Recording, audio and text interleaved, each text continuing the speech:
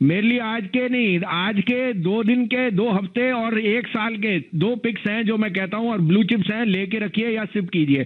सबसे पहले Balkrishna industry, best OEM play on global prices and EVs and so on, and it's the third largest player in the retraded tire market।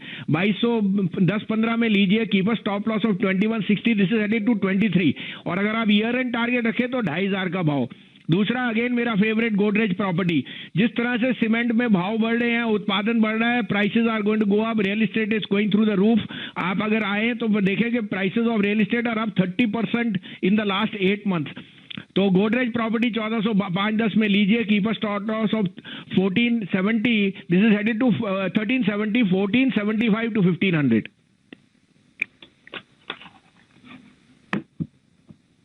Bhasin साहब, 2 stocks पर मुझे आपसे राय लेनी थी।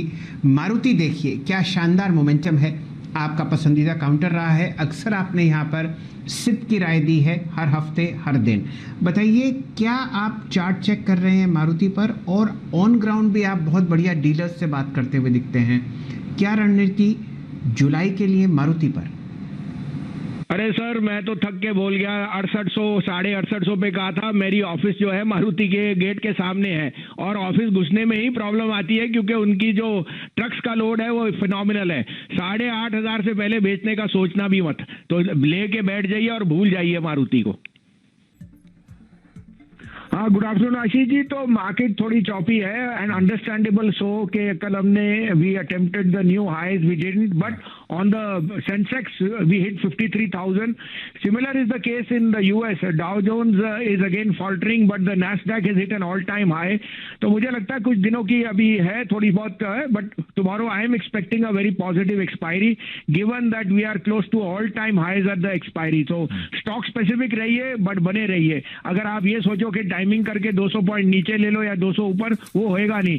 अच्छे शेयरों में बने रहिए, क्योंकि अभी शेयर मार्केट की मेरे हिसाब से लॉन्ग टर्म तेजी की शुरुआत है, और वो आपने देखा है। आज आप देखिए BEL में 65, 85, 110, 120 क्या नंबर आए हैं। तो आशीष जी, बने रहने में और being invested is the only की टू क्रिएट वेल्थ सर। अरे वाह। अब भसीन सर, इस समय के पिक्स BEL जैसा कोई और ऐसा कोई स्टॉक ढूंढ के लाएंगे हमारे लिए? नहीं सर, ऐसा BEL जैसा नहीं है, लेकिन 2 ऐसे दिग्गज शेयर हैं जो हर एक के पोर्टफोलियो में होने चाहिए। इस कारण से मैं जो नाम सजेस्ट कर रहा हूं वो 2 दिन के लिए भी हैं, 2 महीने के लिए, 2 साल के लिए भी। तो सबसे पहले Balkrishna industry, unarguably the biggest OEM which will be the biggest gainer of the return of volumes in auto. आप देख ही रहे हो, Maruti at a 3 month high. तो 2215-20 में लीजिए, keep a stop loss of 2165। 2300 का पहला टारगेट है, लेकिन आशीष जी ये आपको 2500 का भाव दिखा देगा इन द नेक्स्ट 3 मंथ। दूसरा बाय होएगा अगेन इसी केस में बॉश, जो ये मेरा फेवरेट है और मैं कई बार कह चुका हूं। बॉश इज हेडेड टू 20,000, लेकिन अभी के लिए 15,025 से 50 में लीजिए, 15,500 का टारगेट, 14,750 का स्टॉप लॉस। अरे वाह, तो सबके एपेटाइट को पूरा करने वाला 2 दिन, 2 महीने, 2 साल, हर पैमाने पे एकदम खरे उतरने वाले दोनों स्टॉक्स आपकी स्क्रीन्स पर, बालकृष्ण इंडस्ट्रीज और बॉश। लेवल्स नोट डाउन करिएगा। और भसीन सर, थैंक यू जुड़ने के लिए। हाँ, गुड आफ्टरनून शैलेंद्र, आपको और वीरेंद्र। तो मार्केट की वॉलेटिलिटी ज्यादा है, और वो एक्सपेक्टेड है क्योंकि कल रोल ओवर्स हैं और बैंक्स में ज्यादातर प्रेशर है on the cues of that was the one of the weakest index in this week and it has again recouped, but जैसे मैंने कहा dollar strength and so on, वो एक ओवरनाइट है, but I am very hopeful कल again we should see much more colour on the expiry, और उससे भी ज्यादा जो आपको मैंने कहा था 6-7 तारीख के बाद I am looking at new highs. तो market is in consolidation mode, look at your stocks. आपको अपडेट दे दूं, कल आपको 1022-23 में मैंने बोला था वोल्टास लेना, 1048 बिक गया, और आपको 150 50 में BEL 165 का टारगेट दिया था, वो आज ही हो गया है। BEL is up 11.5%। तो दोनों में जिन्होंने लिया उनको मुबारक। आज के 2 बाइज हैं, अब ये दोनों कन्विक्शन बाइज हैं। बालकृष्ण इंडस्ट्री अंडर परफॉर्म कर रहा है, बट मैं कह रहा हूं ये लेके रखिए, अगले 10 दिन के लिए बनाएंगे तो आपको मैं अगले 2 महीने में इसका 24,500-2500 का भाव है। आज भी 2165 का स्टॉप लॉस है। अगले महीने का फ्यूचर लीजिए 2205-10 में, कीप स्टॉप लॉस ऑफ 2165, 2300 का टारगेट इसका नेक्स्ट वीक आना चाहिए। दूसरा बाय होएगा आज आपने अनाउंसमेंट हुई थी on electric vehicles, first lakh there will be 1 lakh relief. सबसे ज्यादा इलेक्ट्रिक व्हीकल में investment on the four wheeler and on the mini four wheeler is Mahindra. तो इसका फ्यूचर 776 to 778 है, महिंद्रा लीजिए। Keep a stop loss of 760, Mahindra is headed to 815 to 820, but overall I am very bullish at Mahindra at these prices. It generally bounces from here, and now with this EV news I think Mahindra fits the bill perfectly for a 10% upside in the next 3 weeks. चलिए, तो आप मानते हैं कि electrical vehicle वाली जो खबर है उसके चलते इसमें यहाँ से करीब 80 रुपए का अपसाइड खुल सकता है। 10% का अगर आप देखें अपसाइड खुल सकता है।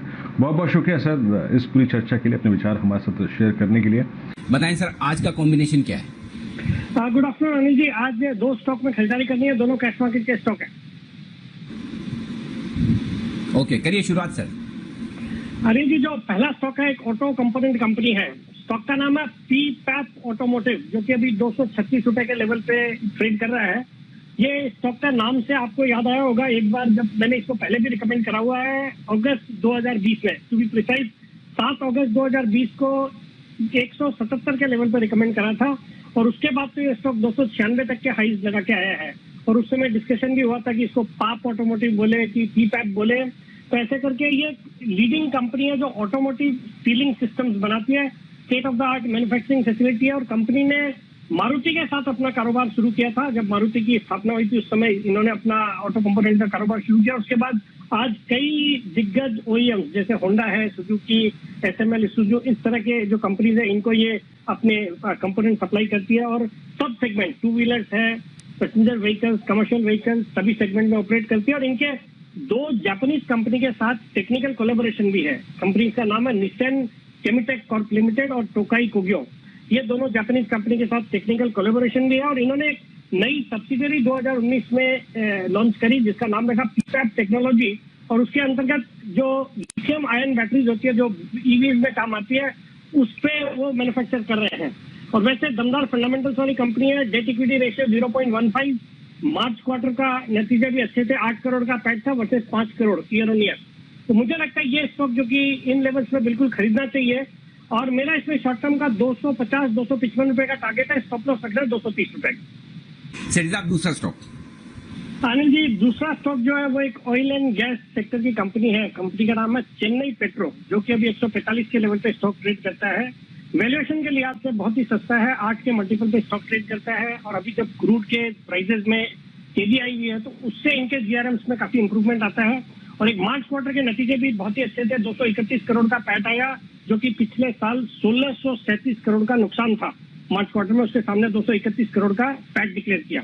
बाकी इस कंपनी को पिक करने के पीछे वजह है अनिल जी, आज जो भी स्टॉक्स या जो भी कंपनियां ईरान से ताल्लुकात रखते हैं उन सब में एक अच्छी खासी तेजी बनी हुई है। हाल ही में मैंने 15 जून को KRBL रिकमेंड करा था, जो कि राइस एक्सपोर्टिंग कंपनी है, ईरान से फर्क पड़ता है। 231 के लेवल पर रिकमेंड करा था 15 तारीख को। अभी मेरे 250 के टारगेट से अभी 243-44 के लेवल पे वो भी ट्रेड कर रहा है। और चेन्नई पेट्रोलियम में भी ईरान की जो नेशनल इरानियन ऑयल कंपनी है उसकी 15.4% की हिस्सेदारी है। और वो इनकी कोई सदर्न इंडिया में रिफाइनरी है उसमें निवेश भी करना चाहते हैं। तो मुझे लगता है ईरान से रिलेटेड जो मसला है वो जो बाइडेन आने के बाद अगर वहां पे सॉफ्ट अप्रोच आती है तो इस तरह के जो स्टॉक जो ईरान पे काफी कुछ उनका स्टेक है, ईरान पे डिपेंडेंट है, उसमें दमदार तेजी देखी जा सकती है। और वैसे भी वैल्यूएशन के लिहाज से भी ये स्टॉक अच्छा लगता है। मुझे लगता है इस स्टॉक को करंट लेवल्स में खरीदारी करनी चाहिए। मेरा इसका इमीडिएट शॉर्ट टर्म में 160 का टारगेट है और स्टॉप लॉस रखना 140 रुपए।